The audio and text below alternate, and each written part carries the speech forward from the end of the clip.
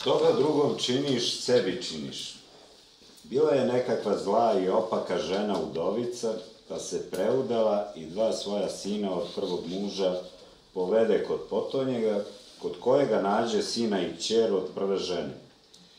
Tu pastorčad nije mogla čuti ni videti, a muž je uzalud i bio i karao i vazda govorio je: ko što čini, sebi čini. Onda, da bi mu pokazala da to nije istina, unesi jedan kolač i uspe u njega sičana, odnosno otrova, pa dade pastorčetu, govoreći da izađe napolje da ga pojede, da ga ne bi videli njezini sinčići.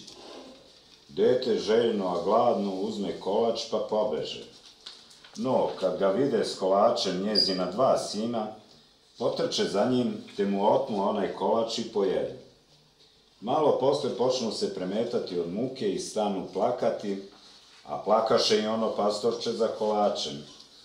Istrča i majka te ih upita: šta vam je? Pastorče joj odgovori: Bog me, teto, rugaju se meni što plačem, jer su mi oteli i izeli onaj kolač što si mi malo pre dala. Kad ona to čuje, počne se biti šakama u prsa i kukati: eto šta činiš drugom, činiš sebi.